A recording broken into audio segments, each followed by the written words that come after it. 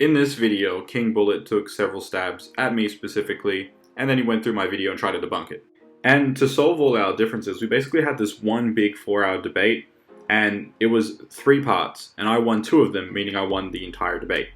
So I don't know why he's still coming for me, especially when he asked for help to find books in Japanese. So the same guy who claims that my translations were disingenuous is also asking me for Japanese help. Isn't that a bit ironic?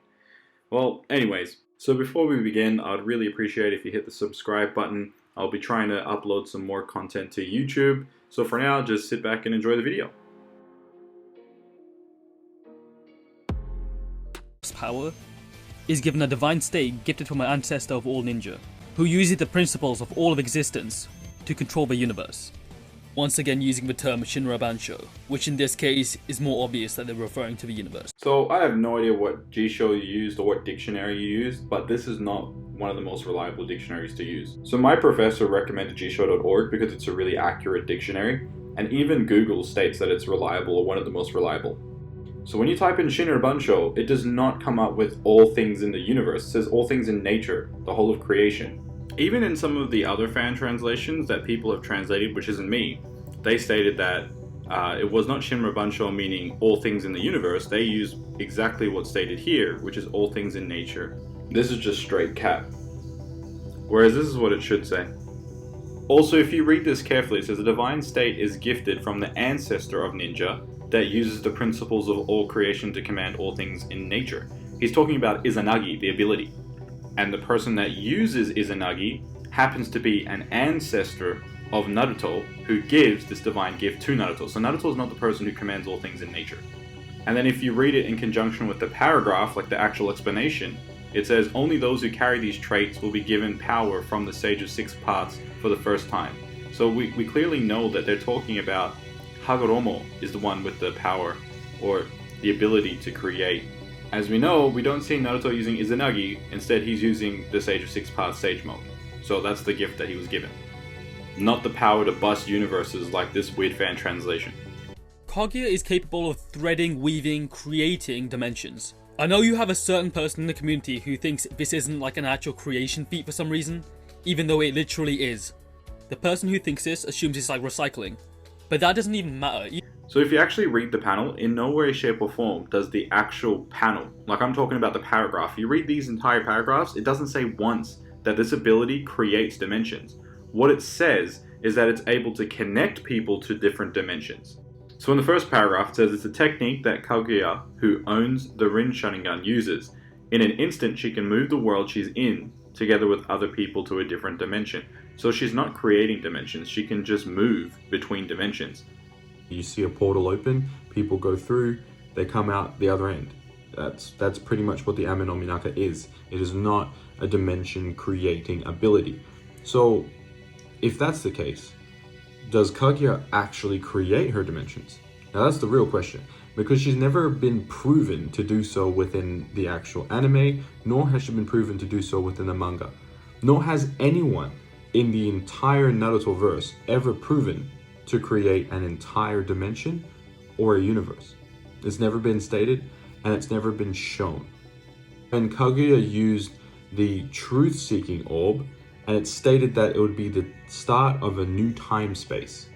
But even this in itself is not sufficient enough to prove a dimension creation, because the start of a new time space doesn't necessarily mean that you're creating a time space, it's just the start. Story is kind of shown once she's unlocked the third eye. She literally opens a portal to another dimension, meaning that quickly she's made it. And remember, creation is... So apparently creating a portal is the equivalent of creating an entire universal dimension. But as I explained before, this is clearly a teleportation ability and nothing more. And is no one going to mention the fact that this is a filler episode? This is episode 460, check it out, it's a filler. And the final nail in the coffin. When Ishiki says he's taken Naruto and Sasuke to a different dimension, Ishiki'd removed Naruto's village, kind of implying they are parallel universes. Kind of implying is an assumption. Look at the panel, it says a world. Your own scans debunk your own scaling. And come on, every time you search up like parallel dimensions, it shows you like a multiverse. So basically, he goes through and translates every time it says isekai to parallel universe, based on proof from the canon manga, which is the main source material. we know that isekai means parallel world, not universe. And that's because each time Viz has translated sekai, it's been world.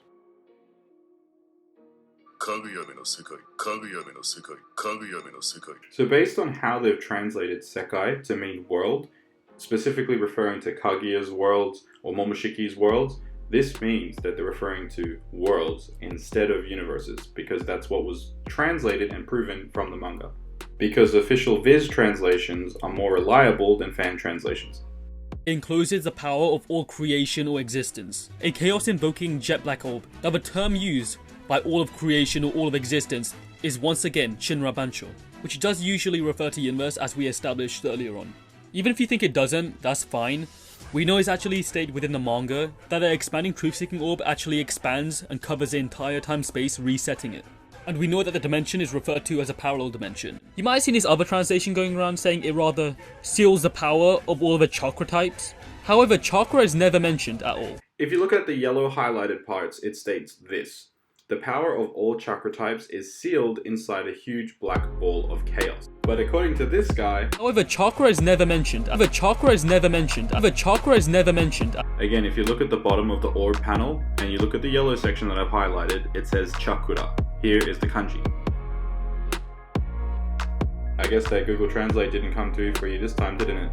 There is this part about creation and destruction of a world. So what the person's done here has been really smart and added in parts that aren't mentioned at all, but do actually relate to the expanding truth-seeking orb. However, the person is actually being disingenuous since those terms aren't actually mentioned.